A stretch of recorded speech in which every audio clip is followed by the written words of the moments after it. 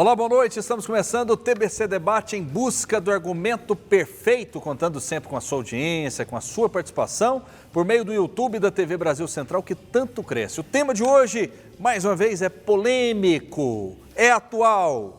PEC da transição. É necessária ou ela seria irresponsável? Comigo, dois notáveis especialistas com posições diferentes. Mas antes de anunciá-los, é muito importante dizer que no nosso programa brigam as ideias e não as pessoas. Portanto, desarme-se, está no ar a partir de agora o TBC Debate. PEC da transição do governo Lula, necessária ou irresponsável? Comigo, dois especialistas com posições diferentes. Renato Ribeiro, economista, doutor em administração.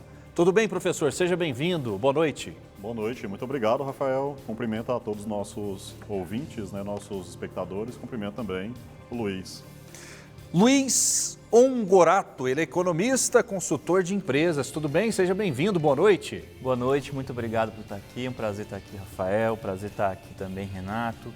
Para a gente falar sobre um tema que é relevante aí, que tem causado muitas discussões, né? A gente tem que debater para formar a opinião das pessoas. Muito bem, PEC da transição, necessária ou irresponsável? Qual a sua visão? Bom, a minha visão é que ela é necessária, principalmente porque hoje nós não temos muitas outras estratégias de curto prazo para, digamos assim, acomodar certos gastos que não foram levados em consideração no orçamento para 2023 e vejo que é a estratégia utilizada pelo governo atual de Bolsonaro. Concorda ou discorda? Necessária ou irresponsável essa PEC? Bom, essa PEC, Rafael, ela tem algumas características que são necessárias. Entretanto, para que você possa fazer um projeto de emenda constitucional que seja viável, principalmente à sociedade, que seja viável a todos nós temos que entender a lei de responsabilidade fiscal. Por exemplo, a partir do momento em que eu aloco recursos para devidas áreas, eu preciso retirar esse recurso de alguma fonte. E essas fontes, elas já estão praticamente esgotadas, agora no final do ano de 2022, e para que a gente possa projetar o ano de 2023, nós temos que rever o plano orçamentário anterior, de acordo com a lei de responsabilidade fiscal, para que a gente possa colocar em vigência. Então, nesse momento, eu vejo que realmente ela é necessária. Entretanto, devido à escassez dessas fontes financeiras, em algum momento ela pode ser irresponsável, porque isso pode causar um certo dano à nossa economia e, basicamente, quem paga essa conta sempre são nós, a população e também os micro e pequenos empresários. Muito bem, essa situação se deu por conta do leilão na eleição, no que diz respeito aos programas sociais. Todos prometeram o auxílio de R$600, é isso? Bom, todos sim prometeram, porém a gente vê que não foi contemplado dentro do orçamento, vamos colocar assim, normal, do governo atual. E aí a gente tem, infelizmente, poucas alternativas, como o Brasil, vamos pensar assim, por quê? A população está precisando de apoio financeiro, está precisando de saúde, está precisando de alimentação, está precisando ser amparada nesse momento que a pandemia agravou muito a situação. Aqui em Goiás a gente tem um cenário de endividamento que foge um pouquinho ali do resto do Brasil, a nossa situação é um pouco melhor entre as famílias, mas no geral é importante a gente ressaltar que os auxílios permitem que a gente não caia na extrema pobreza, que aí é uma questão fundamental de toda a economia de qualquer país, não deixar as pessoas passando necessidade, fome, enfim, não tendo oportunidades ali de ter uma vida mais digna. Qual a sua visão? Esse leilão na campanha hoje vai prejudicar o país? A fatura virá? Sem dúvidas, a fatura ela sempre vem. E esse leilão, ao qual foi prometido por ambos os candidatos presidenciáveis, eles foram promessas de campanha e, ao meu ver, foram promessas que tiveram ali um grande apoio de toda a população, da mídia também, para que você pudesse, né, estar escolhendo naquele momento ali o seu candidato. Porém, assim como o colega falou, o Luiz falou, né, muito bem, um dos pilares da economia é não deixar a população empobrecida. Então, esse programa ele veio para poder contemplar as famílias que têm mais necessidade, né, para que você possa movimentar a economia. E um dos grandes motores da economia é você fazer o dinheiro circular. E se essas famílias elas não têm renda, automaticamente um motor da economia ele é enfraquecido. E se eu faço tudo isso acontecer, consequentemente, nós temos ali uma arrecadação tributária menor, nós temos ali um movimento menor na indústria, no varejo, né, e no mercado de maneira geral.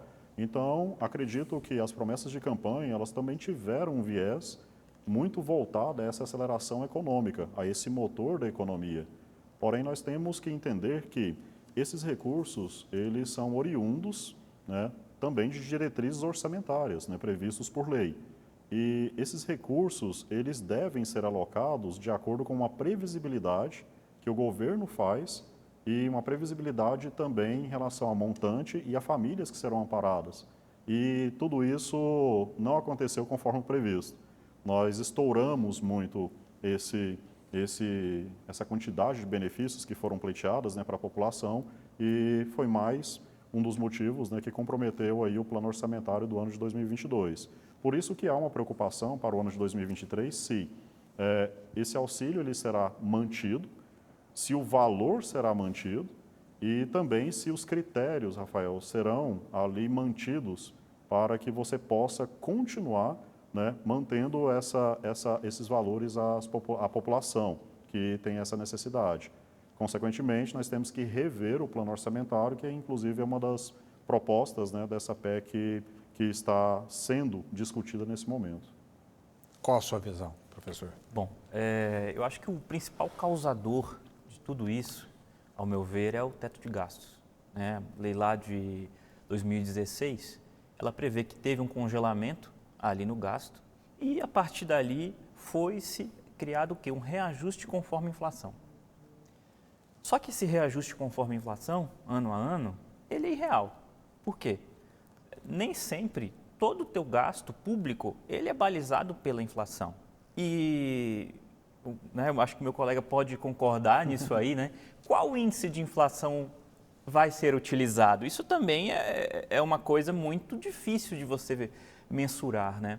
E aí esse teto de gasto ele não prevê ajustes para pessoas que precisam mais, como foi o caso causado pela pandemia.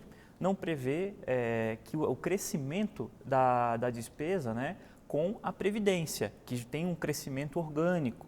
Não previu que mais pessoas precisam de serviços públicos, desde saúde, né, principalmente uma população que já vai envelhecendo, ou até o mesmo crescimento populacional, não previu isso. Então, ao meu ver, é muito uma consequência, né? A defesa muito da PEC ao meu ver, uma visão muito pragmática. Não vejo nenhuma solução de curtíssimo prazo, né? Por isso que defendo a PEC de transição. Porém, a gente precisa rever também o teto de gastos, porque ele está causando todo esse problema fiscal no Brasil, porque as leis têm que ser respeitadas. Lei de responsabilidade fiscal é lei, isso não se discute, né? Só que essas estratégias de fugir dessa responsabilidade junto ao teto de gastos, que infelizmente temos que defender nesse momento para não deixar a população desamparada. Pois é, mas essa licença poética, nesse momento, ela pode ser uma porta escancarada para a corrupção? É o que eu sempre vejo também, né, essa possibilidade de você estar dando vazão e uma probabilidade de corrupção inerente ao processo democrático, né? Nós já vimos isso acontecer no nosso país, não apenas no governo PT, mas em toda a história da República Brasileira, isso sempre aconteceu. E é uma preocupação que eu tenho no momento enquanto economista, né, enquanto pesquisador da área econômica.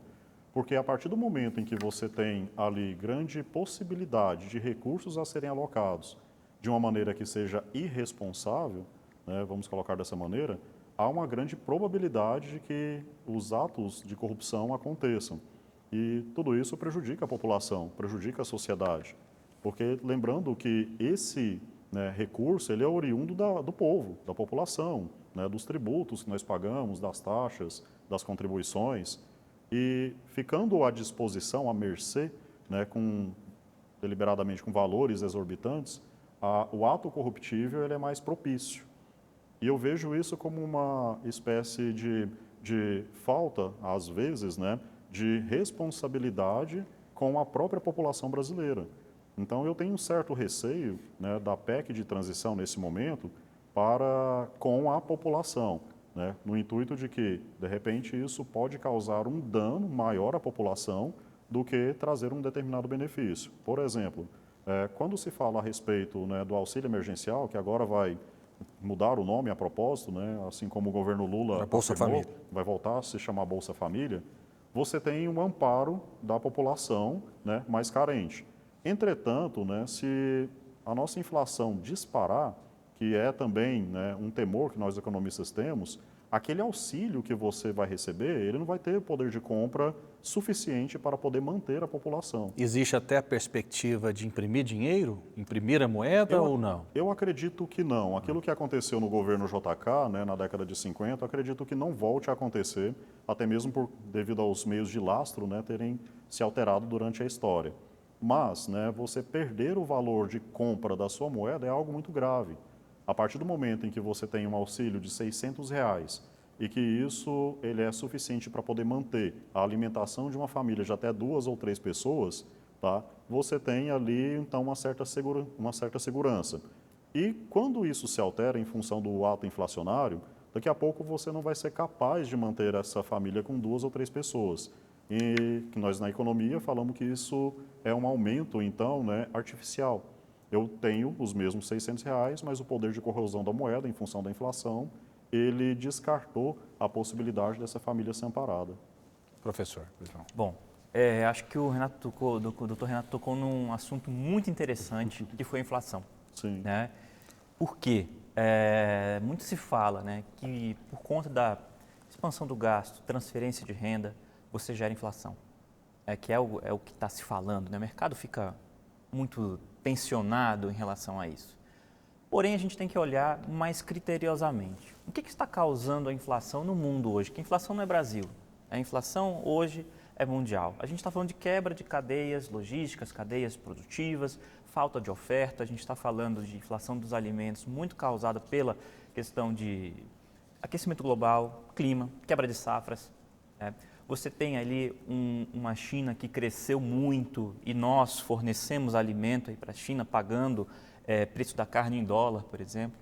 Mas essa transferência de renda, ao meu ver, e de outros economistas, pesquisadores também, como ela vai diretamente para as pessoas que estão precisando, pessoas que estão ali à margem da sociedade, muitas vezes não estão inseridas no mercado de trabalho, isso não pressiona uma inflação. A gente tem uma inflação do lado da oferta, lado produtivo, e não do lado da demanda. A gente não tem um superaquecimento, apesar que alguns índices, ao meu ver, estão mascarando isso, como o índice de desemprego.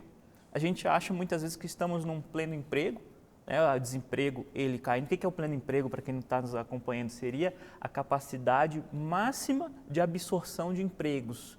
Dentro da economia, a gente pressionar isso. Isso acaba o quê? Aumenta todos os preços, né? O valor dos salários, né? Muda ali quem é vamos colocar assim, quem dita as regras do jogo, né? Vamos colocar assim. Então, ao meu ver, esse tipo de transferência de renda não geraria mais inflação.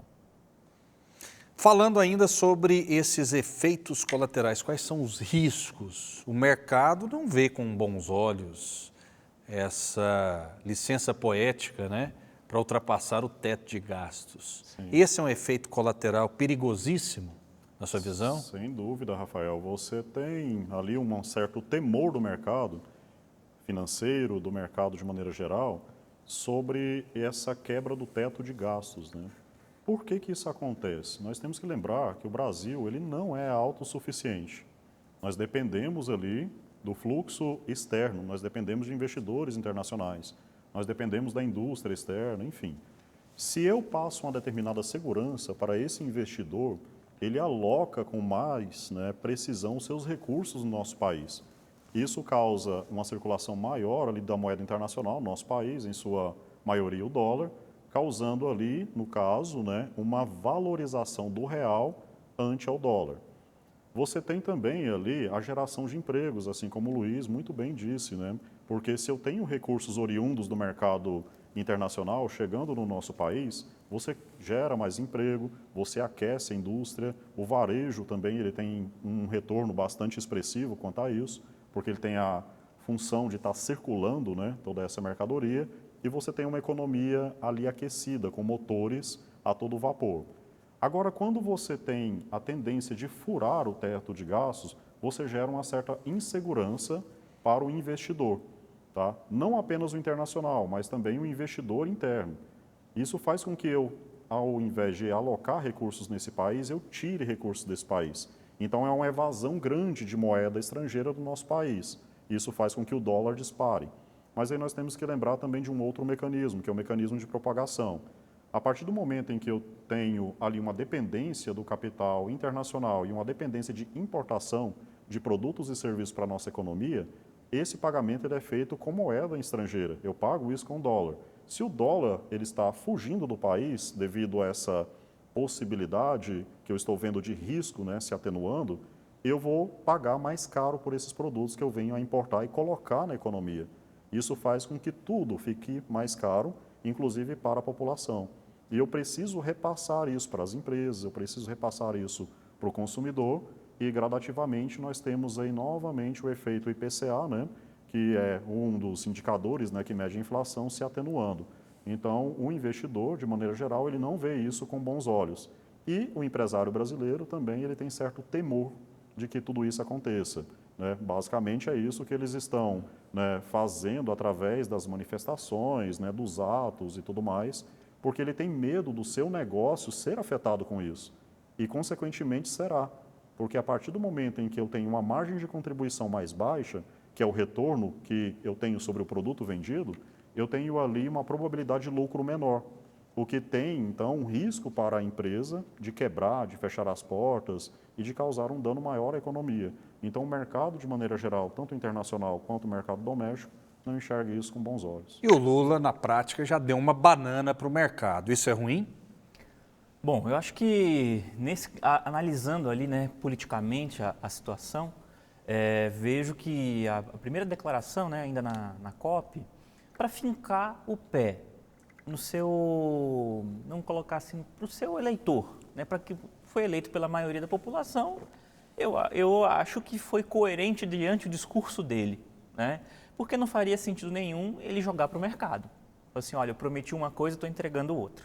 Acho que, ao meu ver, eu não esperaria isso. Mas né? tem como ir contra o oxigênio? Como assim? E contra o oxigênio? O oxigênio. Você precisa do mercado para respirar. Aí, vamos lá. Ao meu ver, ele vai lá, fala para o seu eleitor, fala para um cenário que estava esperando isso, ali de COP, sustentabilidade, pessoas vulneráveis, a característica sua pessoal é isso. Porém, a gente tem quem? Alckmin, que, ao meu ver, vai ser o gestor do Brasil. Não Lula jogando para a galera, Alckmin aparando ali, né, jogando para o mercado. Né?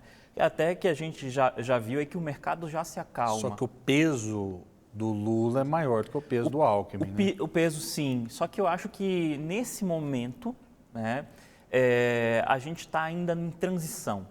A gente está ainda querendo entender o que vai acontecer. Ao meu ver, o que está causando tudo isso? Por que o mercado está tão nervoso?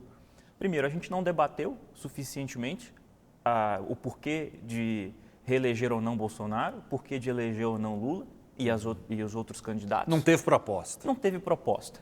Então, a gente está no escuro. Mesmo se Bolsonaro fosse reeleito, a gente estava no escuro da mesma forma. Tá? Ia ter PEC, ia ter choro, ia ter a mesma coisa. A questão é, qual é o real interesse, né? Eu vou propositalmente, né, contrapor o meu colega, né? Qual que é o real interesse aí quando a gente fala de mercado nervoso? Porque o mercado está com medo simplesmente que a taxa de juros não baixe. A taxa de juros não baixando, falando de mercado financeiro, tá? Bolsa de valores, tá? A taxa de juros não baixando, a gente vai ter uma movimentação menor ali em corretagem, em ações, né? Porque as pessoas vão migrar ali para uma renda fixa, muito provavelmente, tá? Por outro lado, né, por que o mundo real, o mercado real, né, ele fica também nervoso? Porque a gente não sabe se haverá, de fato, um BNDES forte para financiar crescimento, que a gente sabe que o empresário no Brasil ele não paga os juros de Selic, ele paga juros subsidiados. Né? Isso foi historicamente desde 1950, 1930, vamos colocar aí, industrialização no Brasil. Então é saber qual que vai ser o efeito combinado, porque eu vejo que o mercado financeiro ele se exalta muito para criticar não ao governo, mas seus interesses próprios. Né? E a gente vê qual será o motor de crescimento da economia. Eu, e com certeza meu colega também, Renato, não sabe dizer qual será o caminho de crescimento do Brasil. Até o momento eu queria até perguntar, né, se existe alguma luz ali, porque eu ainda não enxerguei. Mas isso é verdade, né? Vou apenas discordar do senhor sobre a questão do mercado financeiro, né? Mas, né, respondendo sua pergunta anterior, realmente a gente não tem ainda uma certeza. Eu sempre costumo falar, se nós tivéssemos certeza, enquanto economistas, estaríamos multimilionários, né? Mas nós temos uma previsibilidade, utilizamos a estatística para poder fazer a composição, né, de alguns parâmetros, alguns estudos, né? Mas para o ano de 2023, 2024, nós ainda não temos, né, uma grande certeza de como a economia ela vai se comportar. Nós esperamos que ela se comporte de uma maneira muito positiva, que a taxa de juros, que a Selic, ela tenha ali uma redução, né, para poder impulsionar esse crédito um pouco, né, menos oneroso ao empresário, tá? Mas nós temos aí alguns mecanismos para poder avaliar. Por exemplo, quando você fala a respeito do BNDES, né, é uma preocupação do mercado financeiro. E por quê? Porque historicamente, né, no governo PT, nós tivemos ali um sucateamento do BNDES, né, através dos escândalos revelados na Lava Jato. Né, o BNDES ele partiu de um banco que seria para o desenvolvimento econômico e social do país, foi tido ali como um banco, né, que foi utilizado para mecanismos de corrupção, né, para empreiteiras, né, para né, diversos agentes, né, que fizeram, né, esse banco como um grande celeiro para a corrupção. Né? Bancamos o metrô de Caracas, né, através de recursos do BNDES, entre outras obras, né, que não foram ali para o Brasil. E o mercado financeiro, então, ele fica um pouco temeroso quanto a isso. Porque eu gosto, inclusive, de fazer sempre uma metáfora, né, que é, bom, se eu sou um empresário e eu tenho ali um histórico, né, de um determinado banco que, de certa maneira, né, tirou os meus recursos ou ele não foi ali honesto comigo em algum momento. E eu bani esse banco e contratei o banco B. Agora, esse banco A, né, que fez tudo isso comigo, está querendo novamente me fazer uma proposta. Eu posso até aceitar. Entretanto, eu fico, no mínimo, né, temeroso. E é o que está acontecendo com o BNDES e o mercado financeiro. Ele está mostrando ali um vapor, né, ele está mostrando ali uma motorização interessante, porém o mercado financeiro ele está um pouco apreensivo quanto a isso. E o mercado de capitais brasileiro, ele também, né, é um dos grandes motores da nossa economia. A B3, né, que é a Bolsa Brasil Balcão, que é a Bovespa, certo? É um dos grandes motores da nossa economia. E com aquela fala do Lula na COP, nós perdemos basicamente em 3 dias mais de 120 bilhões em relação a transações na B3. E tudo isso foi realmente assustador, né, para o investidor, o especulador do mercado financeiro e também para o investidor internacional que tem interesse, assim como eu disse anteriormente, em estar alocando recursos na nossa economia. Isso fez, né, com que nós tivéssemos ali uma queda, né, acentuada do índice Bovespa e hoje, né, se observa muito esse índice para você poder fazer algumas atitudes, né, para você tomar algumas decisões em se tratando de empresas. Bom, sobre a questão de BNDES, eu acho que é um tema muito polêmico e merece um debate exclusivo, né, sobre isso, né? Porque essa incerteza, né, concordo também, essa incerteza que gera o temor, né, que é justamente aquilo que eu comentei, né? A gente não debateu. Qual vai ser o motor da economia? Por quê? A gente precisa pensar numa estratégia de crescimento. Até então, a gente está discutindo aqui PEC, né? Gastos, responsabilidade fiscal. Só que a gente sabe que existem dois caminhos para você fazer uma gestão financeira de casa, né? O primeiro é cortar a despesa, que é o que tem sido feito, né? Que tem algumas despesas, inclusive, do Estado, né? Na nação brasileira, por exemplo, funcionalismo, já está sem reajuste há 4 anos e essa bomba vai estourar, né? E a gente precisa aumentar a renda, ou aumentar a renda, que seria o segundo. Como é que eu vou aumentar a renda do Brasil, que seria o quê? O PIB. Eu preciso ver caminhos, porque eu vejo que hoje o Brasil ele já enxugou, teoricamente, tá? Vamos colocar entre aspas, o que poderia enxugar, porque ele não tem mais um motor de crescimento. Se você olhar o Brasil, já quase 8 anos, mais ou menos isso, né? Que não cresce expressivamente, o Brasil parece que desaprendeu a crescer. E isso causa todo tipo de prejuízo que a gente vê. A gente está com um problema fiscal causado pelo um movimento ali que a gente vê muito mais preocupado em conter despesa do que aumentar a renda do Brasil.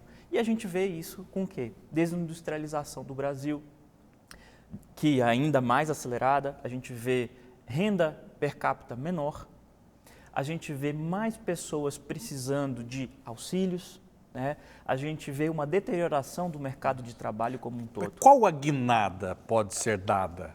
Bom, a gente tem ali casos, né, que a gente pode ilustrar de outros países. Por exemplo, um Estado empreendedor.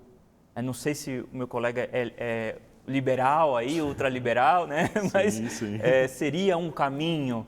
Protecionismo seria um caminho, né? Porque eu vejo assim que muitas vezes o que é vendido para a gente como modelo econômico não é o que é feito pelas grandes nações. Como responsabilidade fiscal, Sim. diminuir gastos, investimentos. Enfim. Ok, a gente tem pouquíssimo tempo, né? Tem muita gente receiosa para que o Brasil não erre na economia como errou, por exemplo, a Argentina. Sim. Isso pode acontecer no Brasil se a gente não tomar cuidado? Eu acredito que não. Nós temos uma moeda mais forte do que o peso argentino, nós temos uma economia de base mais forte, nós temos uma população economicamente ativa, né, que contribui fortemente para tudo isso. E nós brasileiros, Rafael, aprendemos a lidar com a inflação já muito anteriormente a diversos outros países do mundo, né? Então nós temos uma solidez maior do que a Argentina e, ao meu ver, dificilmente nós vamos chegar naquele ponto. Qual a sua visão? Concordo, né? Brasil e Argentina são países totalmente diferentes. A Argentina, Venezuela, ele tinham ali a sua renda que foi destinada para o mercado de serviços, desindustrializou totalmente. O Brasil é um país muito mais sólido economicamente e esse risco ele não existe. Perfeito. Quero agradecer muito Luiz Carlos Ongarato, economista e consultor de empresas. Muito obrigado, boa noite. Boa noite, Rafael, muito obrigado. Prazer participar. Renato, também um prazer. Prazer é todo nosso. Renato Ribeiro, economista, doutor em administração. Muito obrigado, boa noite. Boa noite, Rafael. Muito obrigado, tá? E gostaria de cumprimentar também o colega Luiz, cumprimentar também nossos telespectadores. Muito obrigado. E você em casa que é suficientemente inteligente que tire as suas próprias conclusões. Fiquem com Deus e até a próxima.